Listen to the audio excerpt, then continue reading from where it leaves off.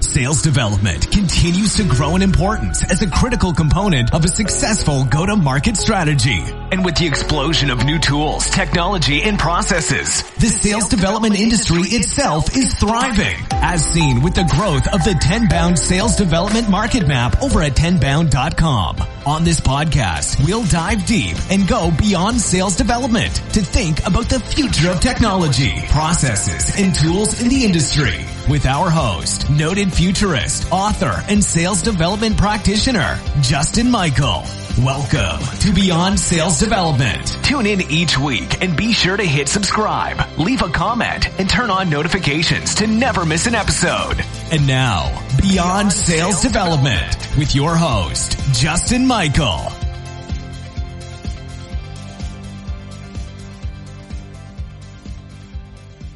Hey, John Selig on the sales development, Beyond Sales Development. Geez, I host the show here. I was just given a Wayne's World 543.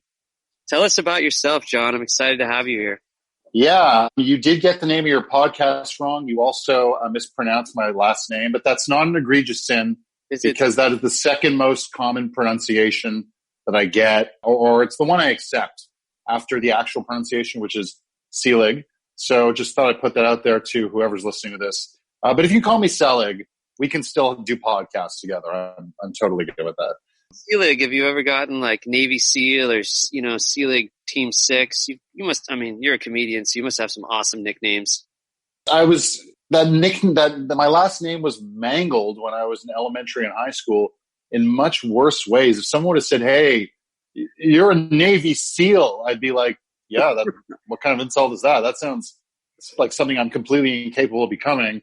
And I would relish that nickname, but they would mangle my name in all kinds of weird ways. And yours was, like I said, not very egregious. So we can still be pal. I'm glad I passed the bar. I'll say your work has come under my microscope because you are teaching humor as a B2B sales process, as a pattern interrupt, because my work as of late after, sending a million emails has been emoji laden, GIF laden. I don't know if prospects like it. They certainly haven't seen it. You've inspired a lot of the backflips and base jumps and bizarre behavior that I do on social media. And I've found a tribe of people that all follow you and love what you're doing. So I believe it's futuristic to start learning about comedy and deploying it. But maybe I'm putting you in a box. You put me in a box, one that now that you've boosted my ego so much, my head no longer fits in. So I appreciate that. That's cool to know. I think at the end of the day, both stand-up comedy or comedians are salespeople, especially if you go to a random club or a random show and there's, let's say, 6 comics on the show, each doing 10 minutes plus an MC. All of them ultimately have to sell themselves to the audience. They have to be curt and short to the point and have clear ideas about what they're trying to communicate. And of course, every time the audience laughs, it's like they're buying that idea. And they're buying further and further into the comic. So in comedy, a good stand-up comedian should be getting like 2 laughs a minute, like on average, at least. If you can do 3, that's great. And so if you can close a deal every 20 seconds, you're just an all-star, rock star stand-up comedian. It's amazing. But to get to those laughs, you have to work, you have to create like this funnel of opportunities.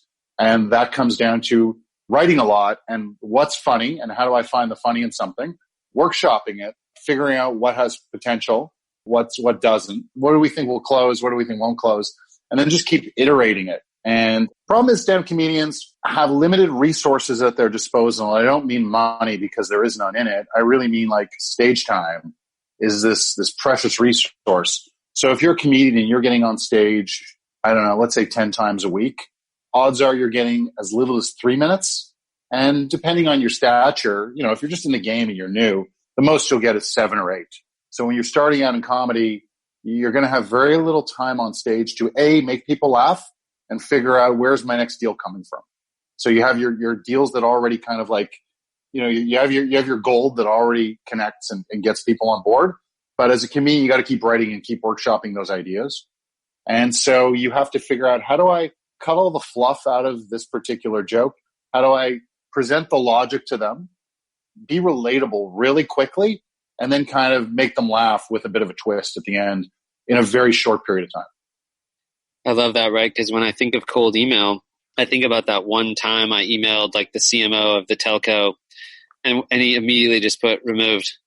And I was like, is that an automation? I mean, I only tried one time. I'm thinking, should I say that I use your cell phone carrier? What could I, and I was like thinking of a test, like, is someone else, is this just an email address that you email and it just says remove? Is that the new C-level automation? It's just like, let's build a bot that just tells any vendor remove. So how do I break I'm all through? for it. I'd invest in that. How do you bring what? Sorry. Well, how do I break through? Because it's like being on stage, like I'm writing a cold email, I'm in a bomb. I've got like mere seconds to get the cut through and stick out from these other 500 sellers. So if we look at the most popular stand-up comedians in the world and you go to any Netflix special, maybe not Netflix special, but let's say you go back to the days before Netflix. Who were the biggest comedians on earth? And what were they talking about? They were talking about very universal, relatable issues, things like dating, marriage, dirty socks, airplane food, right? These are things that we all deal with. And so they were relating. They were being hyper relatable. And there's no shortage of comedians that I've watched on stage that tell jokes about, I don't know, random scenes from Jurassic Park, it's a movie from 27 years ago that sure, it has some cachet, but not everyone in the room is going to know about your Jurassic Park bit. But the biggest comedians on the planet are relatable. And if we look at how do we apply that skills to salespeople, we need to demonstrate to our prospect an audience of one, whether it's an email or a cold call. They're a micro audience. So every time you pick up that phone to call them, you have their ear and you have 6 seconds to say something that's hyper relatable to them in the form of a challenge that you can solve. There's a reason why you're calling, because you can help them solve a problem. And if you can lead them down a path to get them to give you another 6 seconds, you can make them laugh in a variety of ways in those final 6 seconds. So you can use like this classic setup punchline. You can demonstrate an exaggerated impact of not solving the problem, like what can happen if they don't solve the problem. And there's a variety of ways to do it. But in short, really what I preach is helping to find a way to present the problem you solve for your prospect through a joke and writing those jokes, because the first step in good joke writing is, who's my audience? Who do I want to appeal to? And just finding new ways to say things to our prospects, which will get their attention, but ultimately be that pattern interrupt and make them laugh, which is going to be a moment in their day that they'll remember. Yeah, I think that's a great point. And I was just adjusting the tech here so I could get better audio fidelity.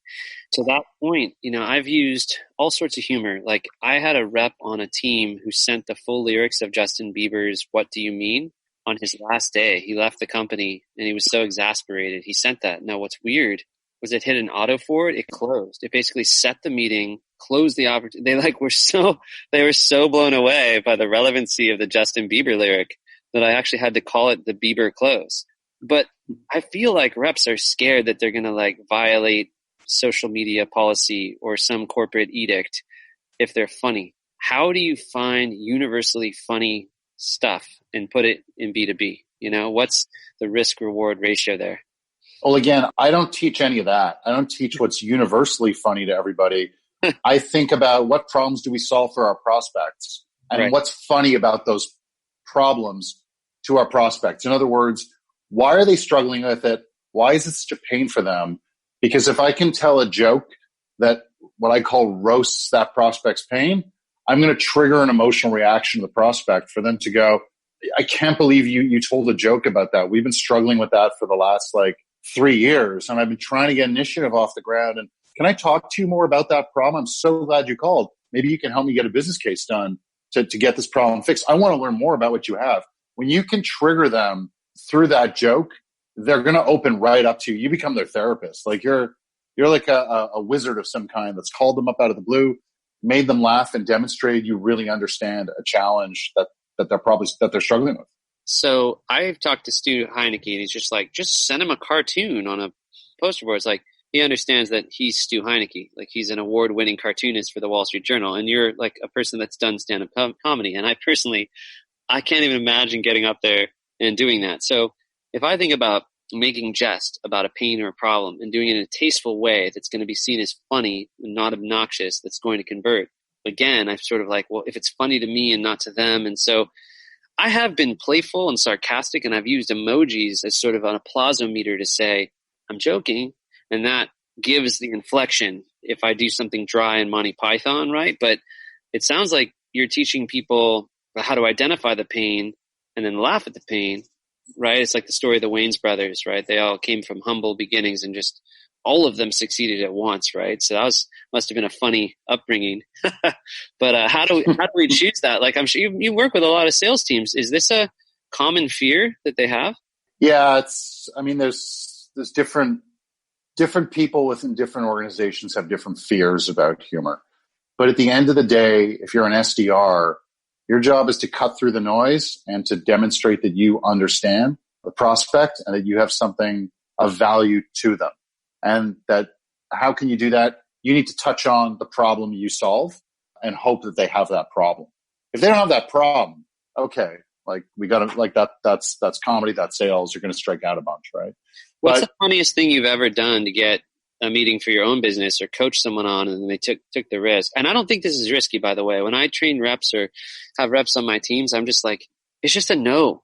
Just, don't worry about them being offended. I mean, obviously, respect, manners, integrity. You want to be more, of a Will Smith lyric here than an Eminem probably, unless you know him. Because I'll never forget, I was out in the middle. I was in Las Vegas, and one of the top reps ever at Salesforce, I think we were with a massive e-commerce retailer, and they were talking like, it was pretty funny, the level of comedy and rapport, like a Joe Rogan podcast type thing. And they loved it, but they knew each other so well. So it was just a trusted advisor humor level. It was like they could shoot the breeze that way. It's not a big deal. More trust, more authentic humor, probably because you understand the preference. But on a cold outreach like that. So yeah, to get back to that, you train people to do this. They come back to you and they show you what they did, either stories that you've done or that your clients have done to leverage comedy, what they did tactically. Knock jokes. I mean, cartoons. I mean, where? Well, again, I've had different people go through my workshop say, because ultimately my workshops, they were kind of done in 4 hours. I'm teaching people who have never written jokes to collaborate about who their prospect is and what problems do we solve for them and what happens if they don't solve the problem, who does it affect, all this great sales training stuff. And then I kind of show them how you can take words and phrases and build jokes around them. Because at the end of the day, we as salespeople, all we have is our words, whether we articulate them over a cold call or they're in an email. So we have to be careful of, things like sarcasm or snark, right? It depends the medium we're delivering it in. But I've had reps say, I use the principles which you taught us and it's working for me. And are they using any of these particular jokes that come out of the workshop? Probably not, because in a 4-hour workshop, when I'm brought in for like a sales kickoff or something, you don't write the world's greatest jokes. There's always a couple that squeak through, actually, like sort of like in the funnel. If there's 40 people in a workshop, I challenge them to roughly write one joke per person. They're working in breakout groups. So 40 jokes get delivered in an open mic at the end of it all. And 2 or 3 usually get a bit of an applause, like a big laugh and some applause. That's awesome. And those are the ones I'm hoping they use. I'm not really tracking it, to tell you the truth. But in my new kind of format, God bless global pandemics, in my new virtual class, I don't really mean that. It's a weird little blessing for me, because I found this new way to get people to think about this stuff over time. Now that we don't all have to be in the same spot at the same time, I can offer classes, for example, or workshops that are an hour and a half for 5 or 6 weeks or 8 weeks or whatever the program is. But there's different steps they have to work on to kind of think about the creativity, think about what they're trying to write jokes about, and apply creativity in steps over time so that they can have that, what I call shower break, to think about how can I make this funnier? How can I make this more creative? Or how can I make this more impactful? Creativity doesn't happen in small, short, structured bursts. It kind of needs some time to breathe. And that's, like I said, that's literally been the only blessing behind this pandemic, is it's allowed me to rethink how people take this in and how they can use it to drive better results for themselves. Let me throw a curveball at you. At the time of this podcast, there's a potential here for TikTok to become part of Microsoft. And there's Oh God. my attempt at humor is trying to come up with a name. Is that Link Talk? Is that TickLink? Is it Microbyte, Microsoft and ByteDance? I'm just trying to come up with a name, but really the use case becomes cool, right? Because Zoom is flat. It's kind of boring. I would love Memoji. Like, wouldn't it be great if I could just deep fake my face, morph into a purple dragon and have a Chewbacca sound and go and just do something with the tech? Do you think these flat Zooms are going to turn into TikTok? Do you think it's going to get a mullet? Because it's a little dry. I got to be honest. You know? I mean, based on what you described, I don't think you need technology. I think you need a mirror and probably the right psychoactive chemicals. But that's what you do in your spare time, Justin. That's entirely up to you. I mean, look, I don't come on Zoom to be entertained fully. I come on to have a business conversation. I mean, could this be part of things? Perhaps, but I'm a firm believer that I don't, as a guy who preaches humor in sales, I don't believe that you should I don't believe that any salesperson should become a stand-up comedian constantly dropping jokes, because at that point there's some credibility that's lost. And sometimes people, once you have their attention, you get their attention using humor. The only other time I really advocate humor is either to kind of recapture their attention. If it's a longer meeting, it's a little dry. People's attention spans, their sustained attention spans are like 18 minutes long. So we need to kind of reel them back in with the joke. Alternatively, if you want to make a killer point, there are jokes that you can write that paint really vivid pictures to communicate that point. And that's the only other time I think you should be using humor. So to answer your question, I don't know if like gimmickry and you know, making things ridiculous using effects, it could end up throwing off some prospects, but maybe as we evolve and everyone's used to the stuff in 30 years, maybe it'll be the norm for everyone to look like a wizard and a sea monster on a call. An avatar, right? Like AR, VR, having things flying around. So let me ask you about the future technology. Because you work with a lot of sales development reps, you run into a lot of tech. And in a lot of ways, it's like tech for tech's sake. It's like, well, if I just keep buying the better golf club, if I have $1,000 Big Bertha driver here, then I can be better at golf. But the problem is, you know, Tiger Woods with an old club from the 70s and just smoke me on any course because they're so good. He's just the 10,000 hours. So I think to your point, if you're the jokester, the class clown, there's a credibility loss. So it's about tastefully doing it in the right amount. Where do you think this is going? Like, could you have an AI that suggests humor to you? Where does humor in B2B sales go 2035, 2050 towards singularity? Could you have a John Selig Clippy, but way cooler, like Hasselhoff meets Cliffy? And then, you know, I was going to try to do a Seinfeld impression, like, why is it called Ovaltine? The box is round, the can is round. Sorry. Okay. That's my best comic. That's like a charity laugh. That's like, okay. I kind of was hoping you wouldn't do one of Seinfeld bits. I thought you were going to say, what's the deal with AI and B2B sales? Yeah. Is it going to close the deals for us? Or is it going to just build more pipeline? I love it. That works. But yeah, tell us about the future of, it could be, I mean, the show is called Beyond Sales Development. It's a lot like Bed Bath & Beyond. You go in there, it's kind of just beds and bats. I don't know what the Beyond is, but what is your Beyond? What's the future? I don't claim to know the future. I just think I'd rather talk. I know it's the future. I know you're asking me a very specific question. I'm not going to answer it. I'm just going to put my foot down on that and just talk about how it doesn't matter what technology you have at your disposal. If you don't understand who your buyer is and you don't understand why your company is in business and why someone decided to give them money, what market opportunity they saw, and you know, be able to help your customer understand an economic impact of not solving a problem, then it doesn't matter how much technology you have. You don't, and those fundamentals need to exist and you need to know how to communicate them. So again, I mentioned to you earlier, it's like I have an old boss and he used to say like, technology changes, but people stay the same. And you can have like all the technology, like the crazy tech stack that has every cool bell and whistle with AI upon a layer of AI. But if people at the switches don't understand the fundamentals, then I don't know why that's a valuable investment. So sorry for not answering your question, Justin, but you know, that's just me being real. Hey, I'm a challenger by nature, so I actually appreciate that. I actually want to have guests on the future of sales development or like all the tech is broken. Just, pen and pad. Let's work on that. So, the truth is that the most modern thing you can do is the most classic thing ever, which is upskill your business acumen. Learn how your prospect business works. You look at that CEB data, it's like, well, the seller doesn't understand my business. It's the number one shepherd's lament. There'll never be another you. This is a bad jazz standards joke.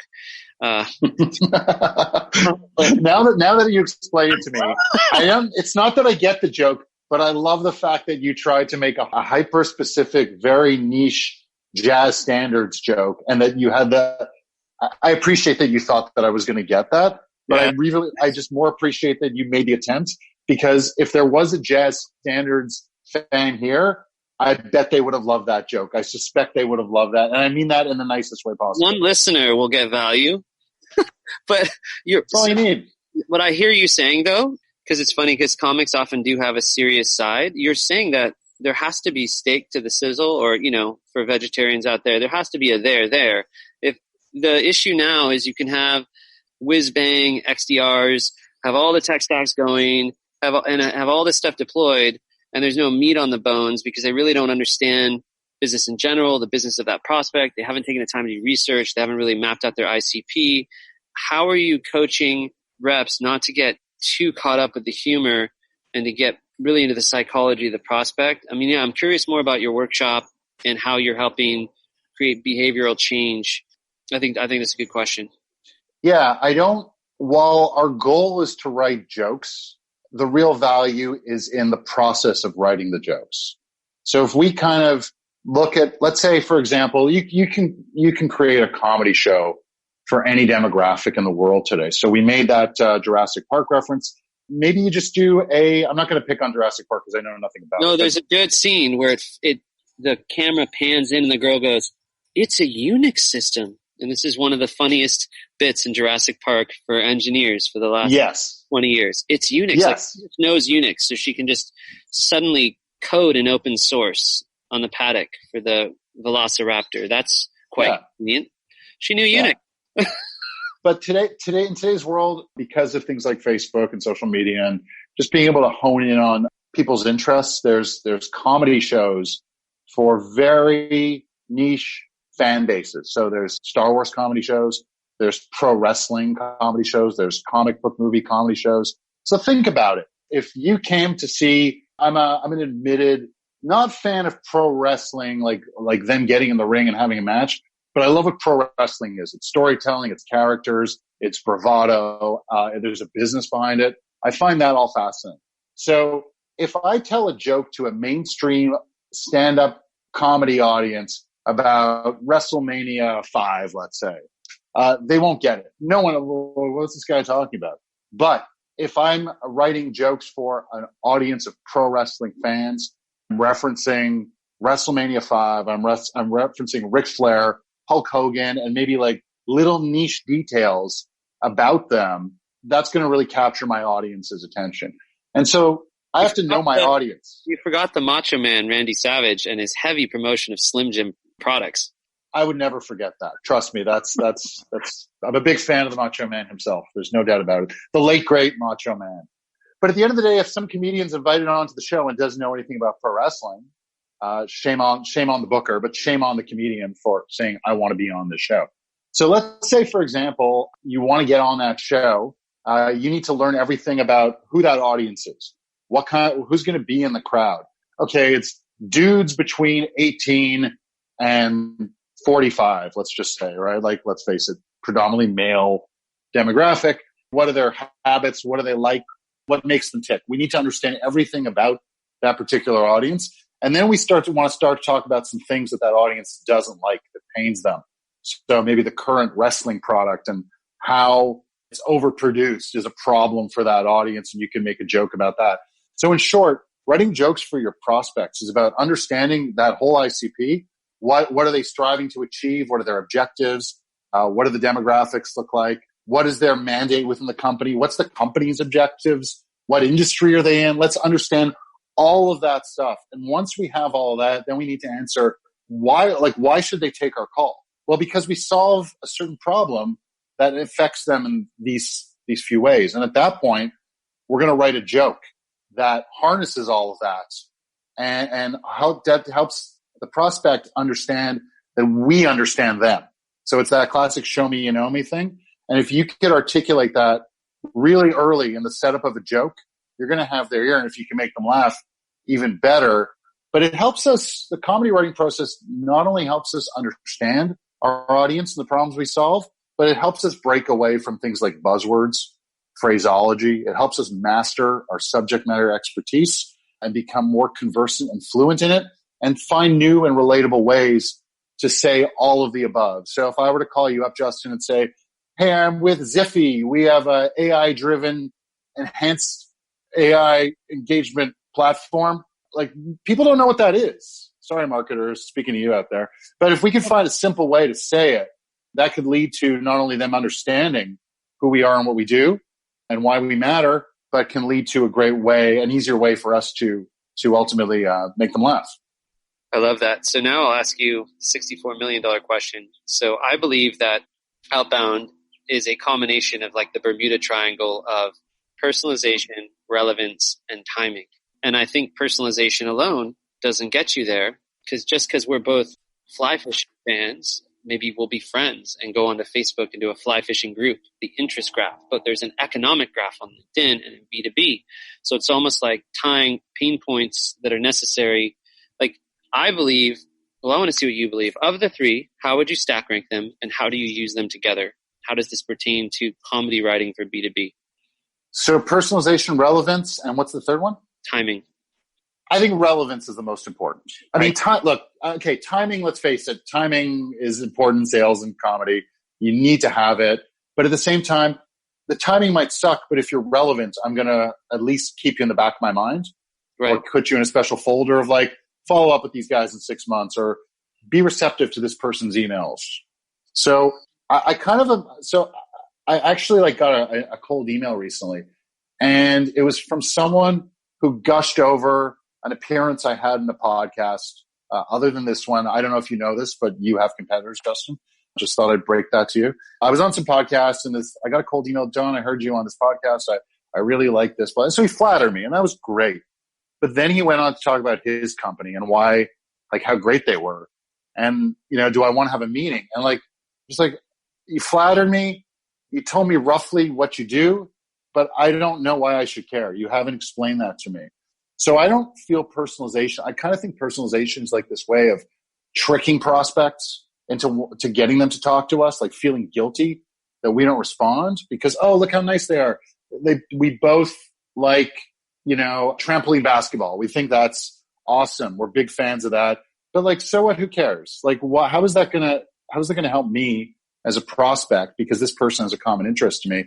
But if they can articulate, they really understand my business. They really understand my goals as a CXO or a vice president.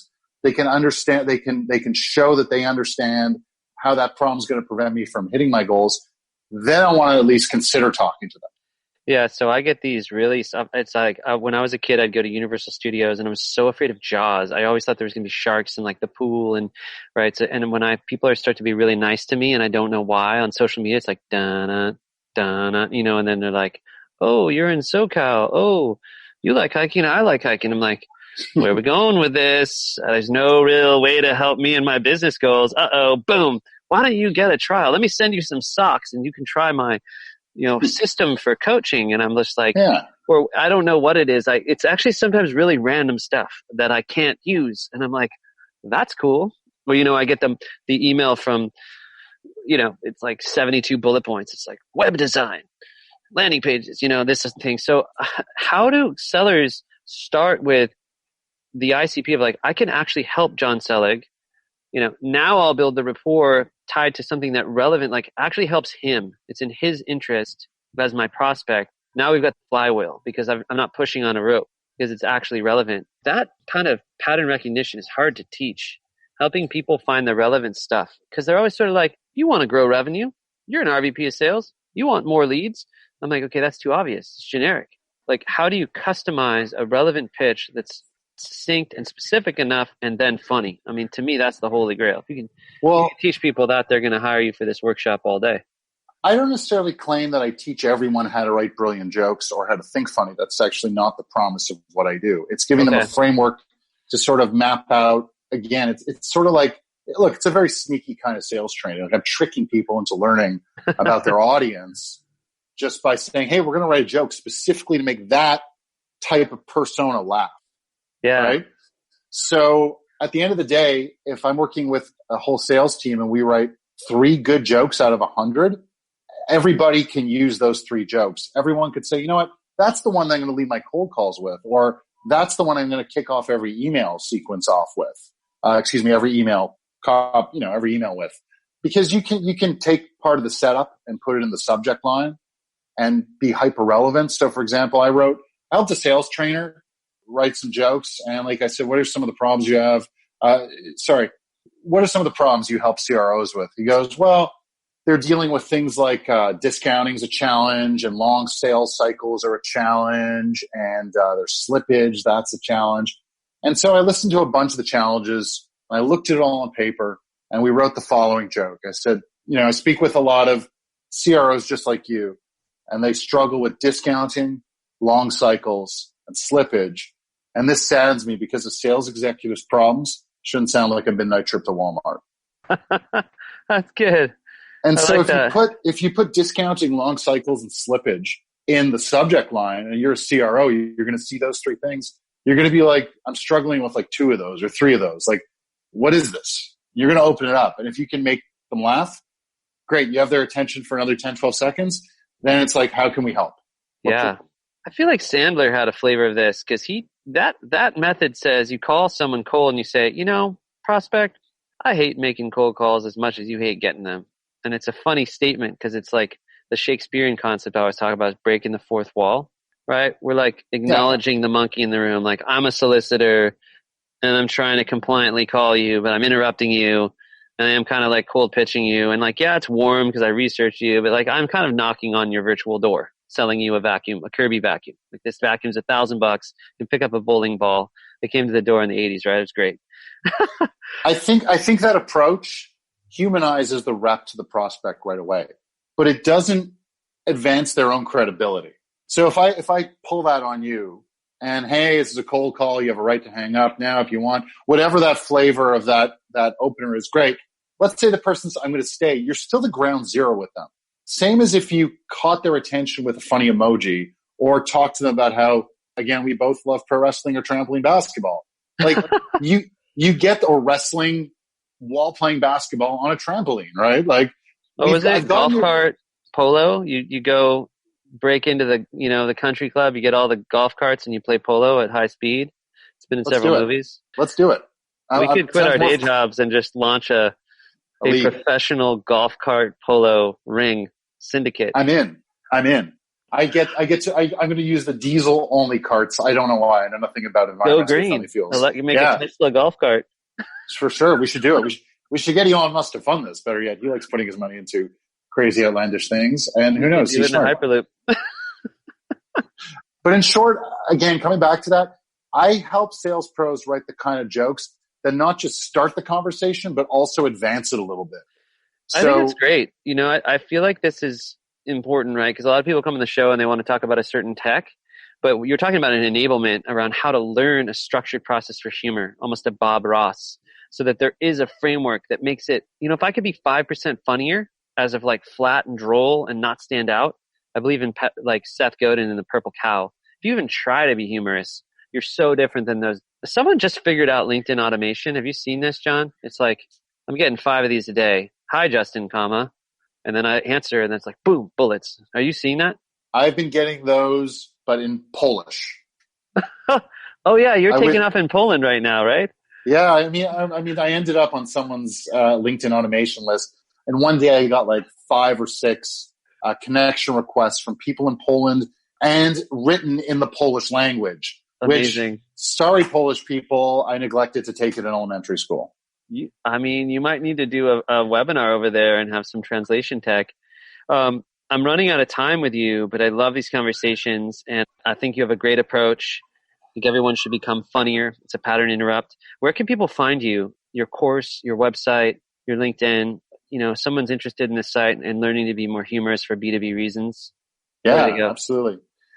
My website is John, Jon, there is no H. It is silent and invisible. So JONSELIG.com. And if you go to johnselig.com/registration, I have courses both for sales reps who want to go through it with some reps from other companies. These are all live classes.